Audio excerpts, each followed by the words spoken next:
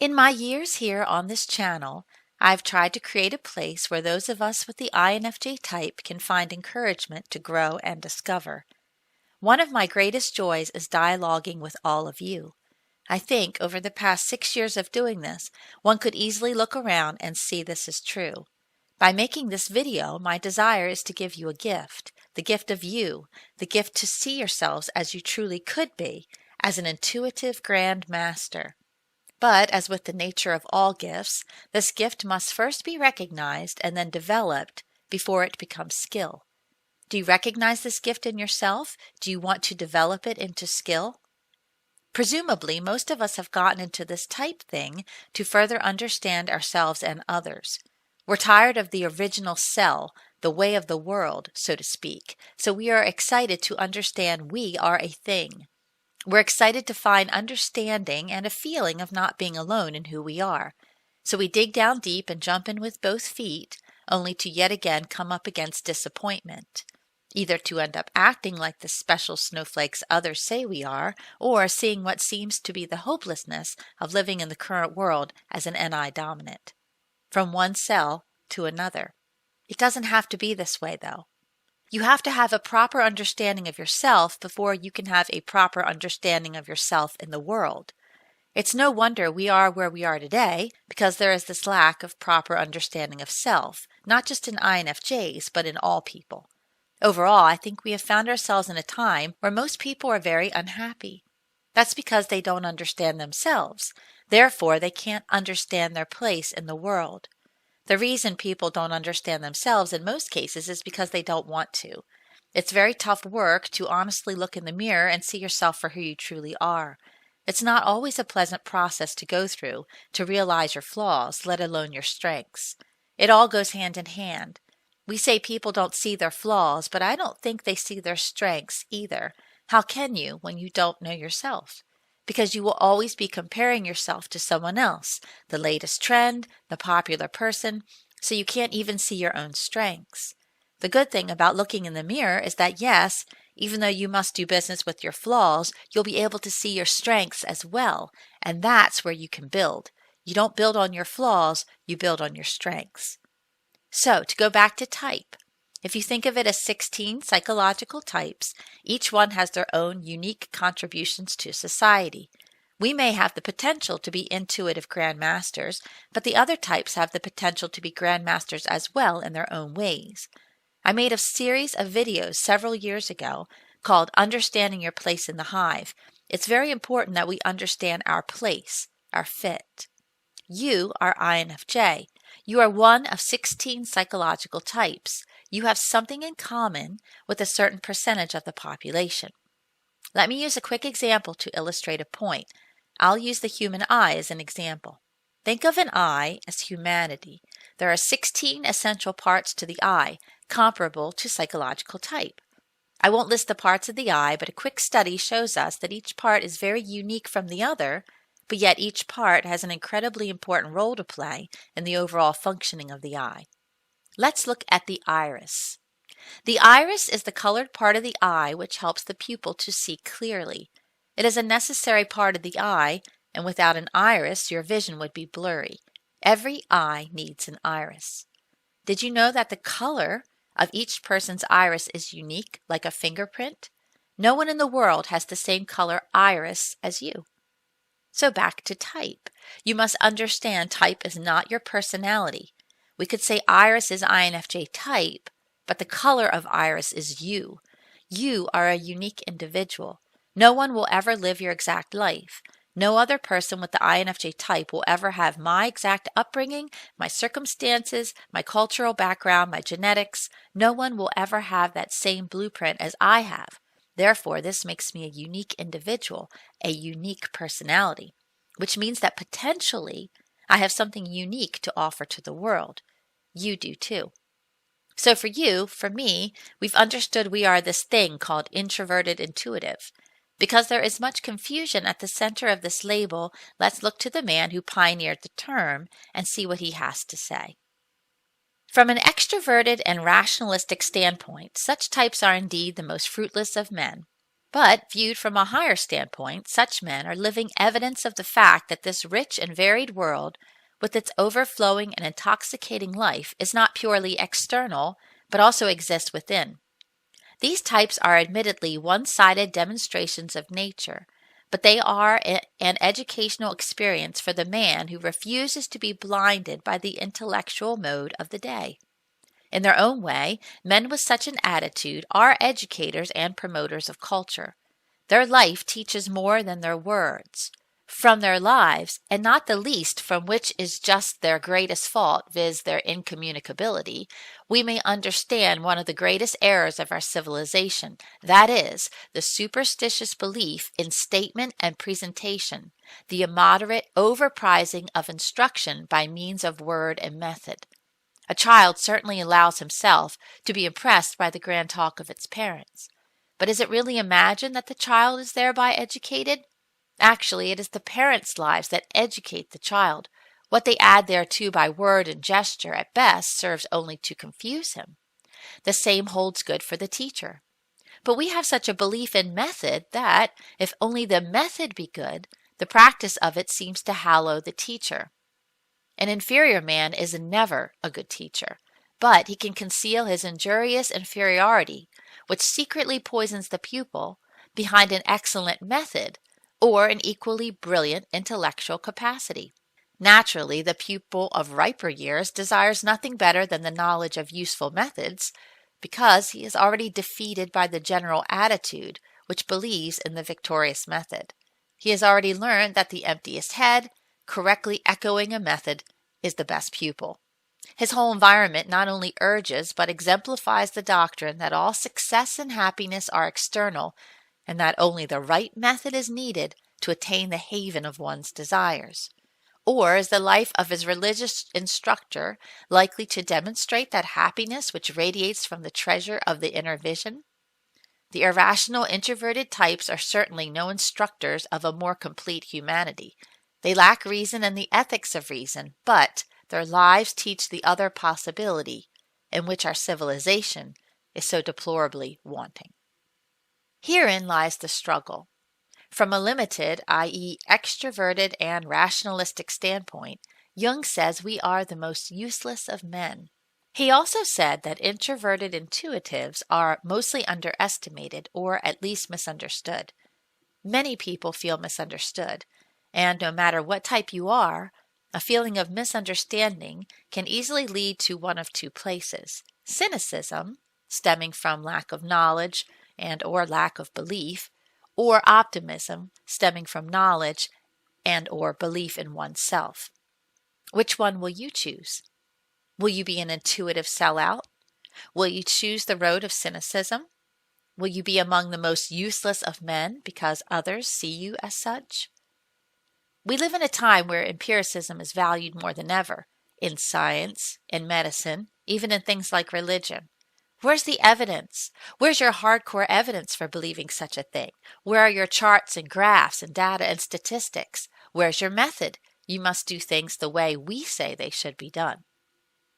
Following the way of the masses means believing everything must be empirical. Everything must be hard fact and observable to the physical eye, that there is nothing more beyond that, when this is not true, and we intuitives know it instinctively. Yet we are in a time of life where the pendulum is swinging too far in that direction.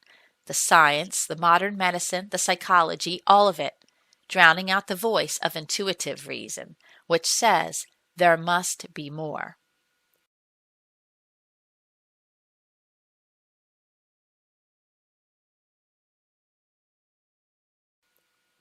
This one-dimensional materialistic culture in which we live is creating a lot of angst in people, because we aren't just beings that coldly look at the tangible in life and think that's all there is. But there is a world of people who believe this lie.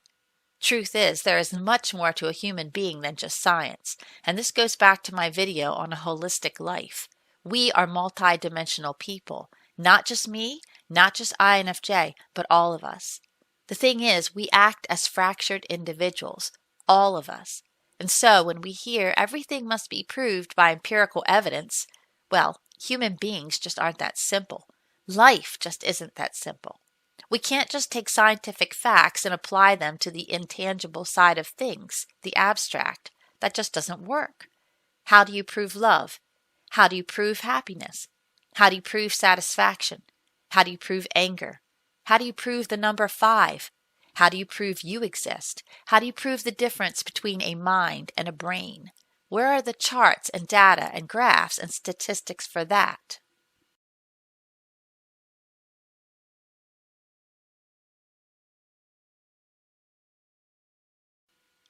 Hearing everything must be proved in such a way to be acceptable leaves us feeling fractured. And we are. We can see the evidence in it with the stress and anxiety all around us. You can't be a whole person when you're fractured. You have to integrate all your parts together. That's not just for INFJ, that's for all the types, for all people. The problem with our society right now is people are not being who they were made to be. So therefore, we will have a very joyless society and a society where people don't fulfill the roles they should in order to have a well-functioning society. It's a decline of humanity as a whole. We see all this, but what is our response? Some of us, many of us, complain that we can't make a difference in the world. Some of us stay quiet out of fear of labels such as conspiracy theorist, right-wing, left-wing, crazy. Some of us accept the status quo and use it to beat others over the head. I've seen this happen, where an INFJ wrote a comment to another INFJ, and the response was, "Where's your proof for that? Where are the numbers?" Another commenter, after typing a thoughtful response, was accused of word salad. The comment was very understandable, but the problem is the INFJ who made the content did not want to be challenged in thinking, and there is never any excuse for lazy thinking, no matter who you are. I have seen case after case of this sort of thing, from intuitive to fellow intuitive. Sadly, there is little to no professional courtesy even among intuitives. Even intuitives are demanding other intuitives show their charts and graphs and data and statistics. That's not the arena we live in. That's not our domain. When we start acting like the ignorant among us, we sell out. I'm not saying live in denial of what's true science. I certainly respect real, honest science. But I'm saying we have the potential to understand there's a huge element to life that's not tangible. We should see it in our own person. We are intuitive beings, but also logical as well. In wisdom, we understand the two must be married in a balanced way, not only in our person, but in the world as well. I believe we can all know this, no matter who we are. But some of us are more comfortable with this knowledge than others. And we NI dominants have to be the ones to show the way. So for us to fall into those traps, or fall into the traps of whining and complaining how we can't make a difference, this is a curse, I hate being an INFJ and becoming bitter, that's not helpful. And we show no one the way that way. So this is the way of the intuitive sellout, reacting to the culture instead of being proactive in it. This is part of what has to change. Let's return to what Carl Jung has to say about us. From an extroverted and rationalistic standpoint, such types are indeed the most fruitless of men. Now this would be a horrible verdict if Jung left it there, but he did not. He goes on to say, but viewed from a higher standpoint, such men are living evidence of the fact that this rich and varied world with its overflowing and intoxicating life is not purely external, but also exists within. I don't know about you, but this gives me more motivation than ever to live the true life of an introverted intuitive dominant and let my light shine in this way, to live a life that teaches another possibility.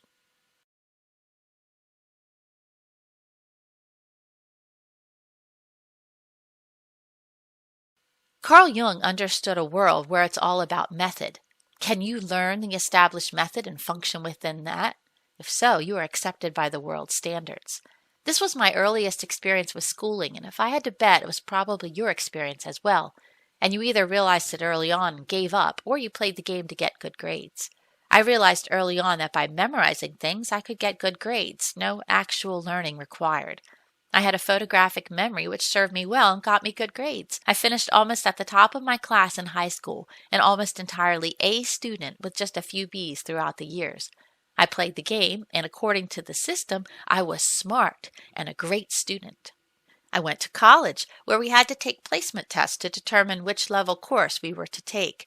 I had 2 years of French in high school, in a room in which the French teacher barely spoke any French, so by extension the students didn't either. But we conjugated verbs day in and day out. That's all we did. I memorized conjugations because I had learned memorization was the way to get an A. I got straight A's in my French classes in high school. Now, here I was in college, staring at a college placement test, which was all about conjugating verbs. I aced the test and was placed in a 200-level intermediate French course. I argued with the professor. How could I be in a 200-level French class? I couldn't even speak French. Ah, but he knew. He told me I was underestimating myself. He was the methods expert, and I passed the methods test with flying colors.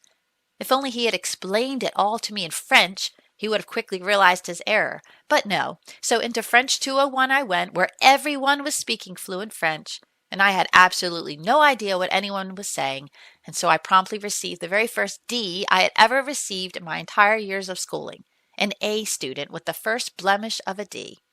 It didn't take long for me to realize their method didn't work and hadn't worked.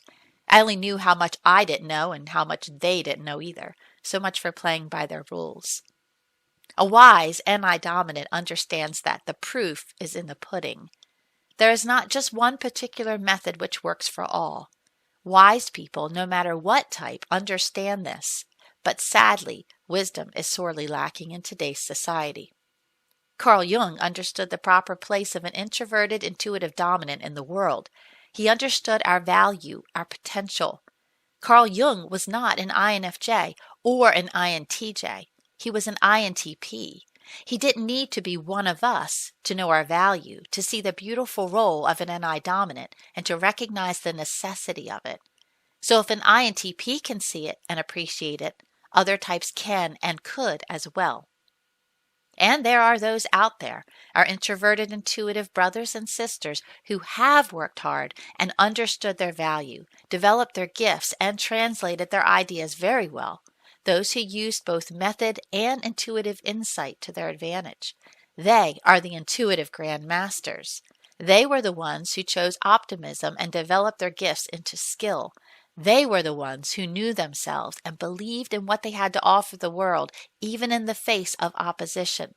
They taught by example through a life well lived. Most of them we will never know. The good ones probably live lives offering their gifts in confidence, not wavering in self-defeat or fear.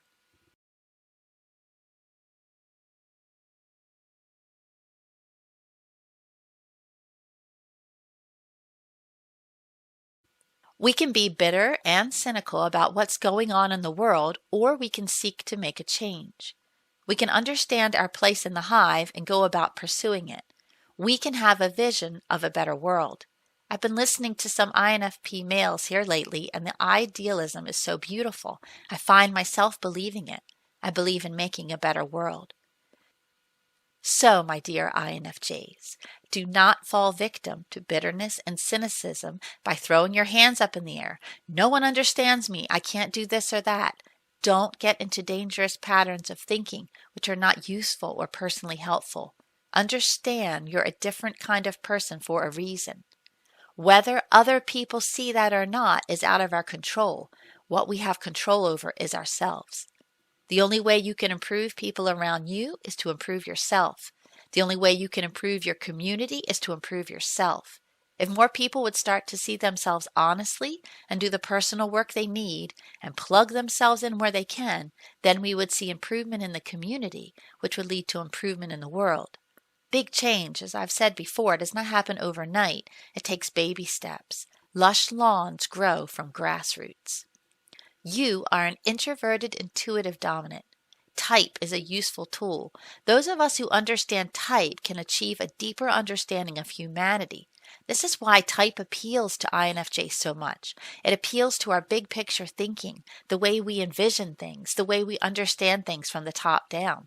We can see the deeper implications of what the knowledge could do for the world. That's very appealing to us. If you believe this and see it that way and are serious about it, then start using it that way. Start using it to improve yourself, and then take what you've done with yourself, all the personal work you've done to understand, and then take that out into your world and start putting your piece in and see what happens. I really want to educate people in the way type can be used because I know understanding of type has broader implications for our world. I started another channel with a loved one as a resource to those who truly want to understand type as the amazing tool it can be. I've made this channel here. These are some ways I am inputting my piece. This is how I'm adding my skills to the world. We have to understand and embrace all sides of our nature, not being ashamed of who we are, to develop our gifts into skills to make a change in the world. To understand ourselves is paramount, but when we understand type, that's a deeper, overarching understanding.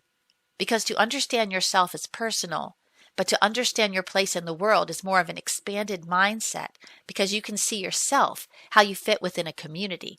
In turn, the community plugs into the world. So where, as an INFJ type with your own unique personality, can you input yourself? If we are all functioning within type, we can make a difference in our arena. We bring our own skill set to the table. What are you doing to live a life that teaches another possibility? How can you use your skills in your circumstances right now? If this is difficult in your current circumstance, how can you change your circumstance? I'm not saying it's an easy path. Change is never easy. But weak people are not the ones standing out ahead of change. It's the strong people who are. Strong people see the need for change and go about making it happen. Stand strong, even when others would misunderstand you and belittle you and try to undermine you for sharing your gifts, for your vague intuitions and ways of living. They simply don't get it. But those from a higher standpoint will. Believe in your skills and be confident in them.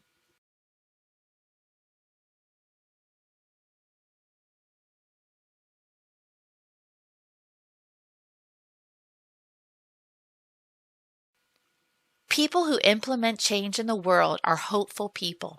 Bitter and cynical people rarely make a difference. If you are of the mindset of thinking about people who come after you, that's a good place to be. When you come to the realization that nothing matters in the end and actually believe it, then you aren't going to be the kind of person who makes changes. You have to think beyond yourself. It goes back to what I was saying earlier about the state of the bitter cynic and the reason why our world is in the state it is now. It's because self-centered people will never think beyond themselves. Therefore, there can be no change in that place. Bitterness, cynicism, disillusionment only lead to destruction. It doesn't lead to change. One must be hopeful and optimistic and visionary to effect change.